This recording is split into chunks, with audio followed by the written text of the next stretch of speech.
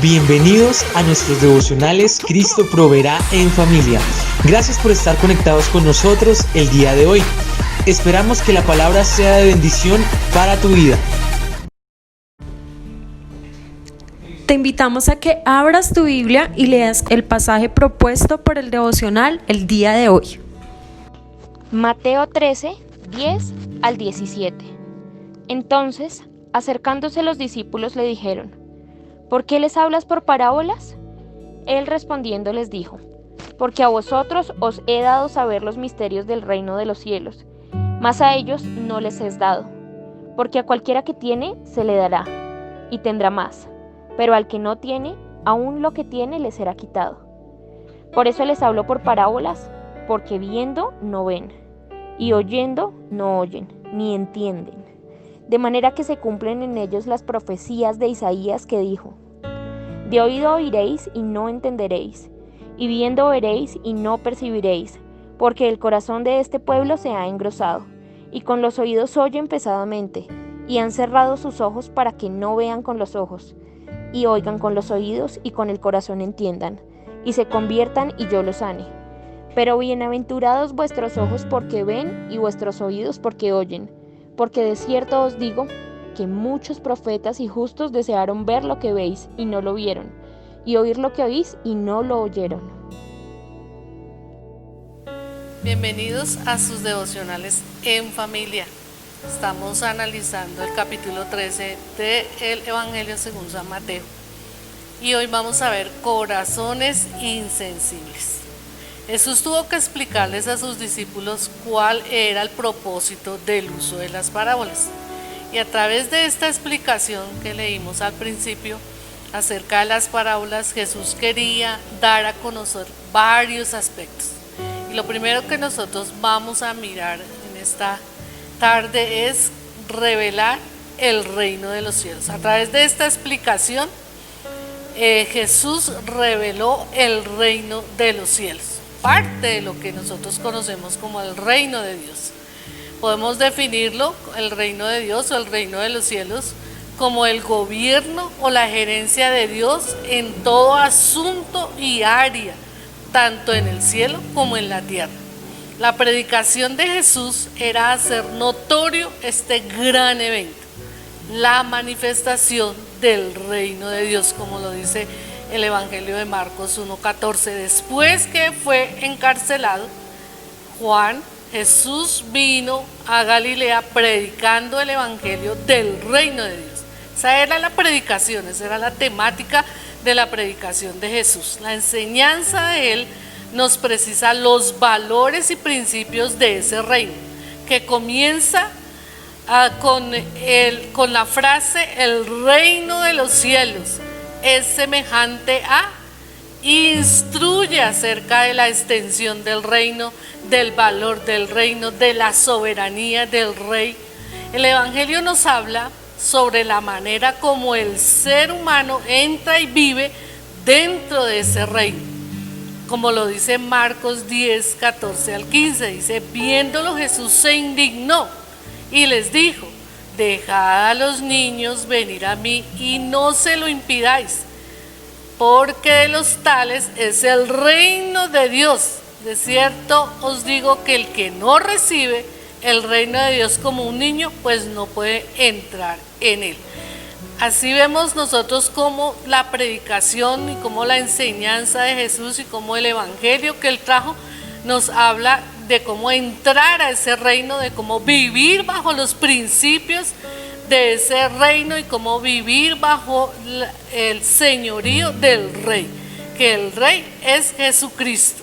Y el segundo aspecto por qué Jesús quería explicarle las parábolas a sus discípulos era porque las parábolas y su enseñanza revelaban a Jesucristo como el Mesías.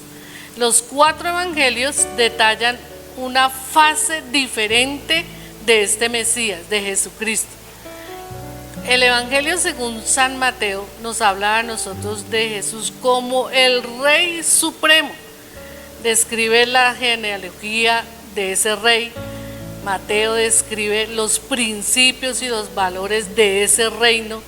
y las directrices con las cuales ellos deberían vivir. En la entrada triunfal de Jesús a Jerusalén nos habla a nosotros acerca de una profecía de Zacarías que dice: decid a la hija de Sión, he aquí tu rey viene a ti, manso y sentado sobre un asna, sobre un pollino, hijo de animal de carga. Refiriéndose a Jesús, el Evangelio también nos refiere que colocaron en la cruz un letrero escrito la causa de su muerte.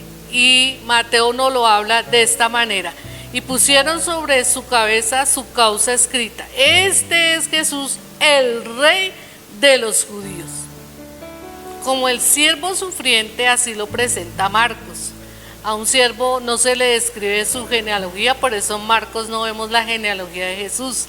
Se dice que ahí en ese evangelio hay más relatos de sanidades, de liberación, de acciones o de trabajo que en los otros evangelios, porque un siervo hace eso, acciona, trabaja.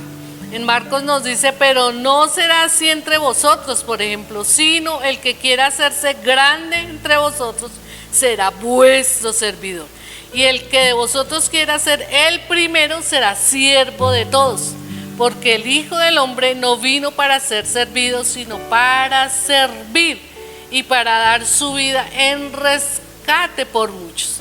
Como el hombre perfecto, así lo presenta Lucas. Jesús fue divino, pero también fue 100% humano, con todas las sensaciones, con todos los sentimientos y las emociones que un hombre puede tener. Él se encarnó para satisfacer la justicia divina. Él pagaría el pecado de toda la humanidad. Igualmente se identificó con la debilidad humana, como nos lo dice la carta de Hebreos 4:15, porque no tenemos un sumo sacerdote que no pueda compadecerse de nuestras debilidades, sino uno que fue tentado en todo según nuestra semejanza, pero sin pecado. Así se identificó, o así lo identifica Lucas, como el hombre perfecto. Como el Hijo de Dios, así lo presenta el Evangelio de Juan. Este Evangelio, como ningún otro, describe cómo Jesús es el Hijo de Dios, su deidad se pone de manifiesto en palabras o en frases como: mi Padre me envió, solo digo lo que el Padre me reveló. Así lo leemos, por ejemplo, en el Evangelio según San Juan capítulo 15, 19 y 20, que dice: respondiendo Jesús y les dijo: de cierto os digo, no puede el Hijo hacer nada por sí mismo, sino lo que ve hacer al Padre, porque todo lo que el Padre hace también lo hace y el Hijo igualmente, porque el Padre ama al Hijo y le muestra todas las cosas que Él hace, y mayores obras que éstas le mostrará, de modo que vosotros os maravilléis. Así lo presenta el Evangelio. Mateo como rey, Marcos como siervo, Lucas como el hombre perfecto y Juan como el Hijo de Dios. Y la explicación de las parábolas, además de revelar el reino de Dios, de revelar a Jesús como el Mesías, también revelan la practicidad del Evangelio.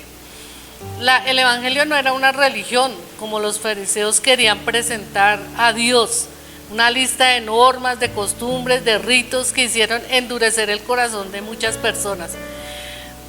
El Evangelio y la practicidad del Evangelio nos hablan acerca de un arrepentimiento, de practicar el arrepentimiento para tener una comunicación sincera con Dios. Nos lo dice Marcos 1:15, el tiempo se ha cumplido y el reino de Dios se ha acercado. Esa era la predicación: arrepentidos y creed en el Evangelio. También tenemos que practicar el amor y el perdón para tener una mejor relación con Dios y con los hombres, porque dice la palabra: y el amarle con todo el corazón, con todo el entendimiento, con toda el alma y con todas las fuerzas, y amar al prójimo como a uno mismo, es más que todos los holocaustos y sacrificios. Practicar el discipulado, para que todos reciban las bendiciones del Todopoderoso.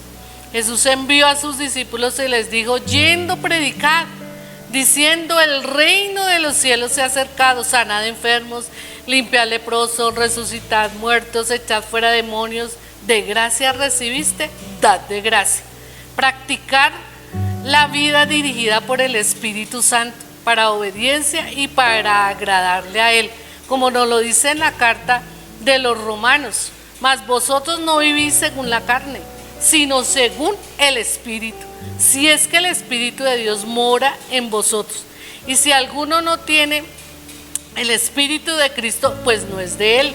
Y si el Espíritu de aquel que levantó de los muertos a Jesús mora en vosotros, el que levantó de los muertos a Cristo Jesús vivificará también vuestros cuerpos mortales por su Espíritu que mora en vosotros. Esa es la practicidad del Evangelio. Eso es lo que nosotros diariamente tenemos que practicar, tenemos que hacer. Nosotros debemos tener un corazón sensible a la revelación de Dios, que es su palabra. Así ser bienaventurados, porque oímos la voluntad del Señor. Y unas preguntas finalizando. ¿Cómo has sido transformado por la palabra de Dios? ¿Qué cambios has experimentado en tu carácter y tu cosmovisión desde que meditas en las Escrituras? ¿Y qué efectos has tenido en tus relaciones interpersonales? Vamos a orar para que el Señor pueda aplicar estos conceptos en nuestras vidas y nos ayude a hacerlo, porque la enseñanza es para nosotros y por eso lo dice en este capítulo. Gracias, Señor, te damos por esta palabra, porque tú nos la diste a nosotros y nos las explicaste a nosotros que somos los hijos del reino. Gracias, Señor, porque podemos aplicarla, Señor, a nuestro diario vivir. Ayúdanos a practicar el arrepentimiento, a practicar la vida sensible al Espíritu Santo, a practicar el amor y el perdón. Gracias, Señor, por tus promesas. Amén y amén. Espero que la palabra de hoy haya impactado tu corazón. Y si es la primera vez que tú escuchas esta palabra y ha llegado a tocar tu vida, te pido que repitas conmigo esta oración.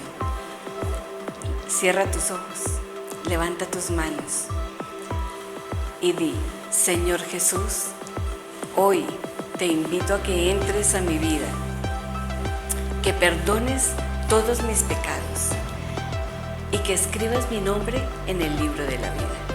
Gracias, Señor, por ser esa persona tan especial en mi vida. A partir de este momento, gracias, Señor. Amén y amén. Ahora, qué bueno que estés compartiendo con nosotros y es importante tenerte ahora como parte de la familia de Dios. Eres bienvenido a casa. Hola Iglesia, bienvenidos a nuestro canal de YouTube. Si quieren ver contenido sobre niños, hagan clic aquí. Si quieren ver nuestros devocionales, hagan clic acá. Si quieren ver la repetición de nuestros servicios online, pueden dar clic aquí y en el botón de suscribirse para que no se pierdan ninguno de nuestros videos. No olviden, esto es Cristo Proveerá en familia.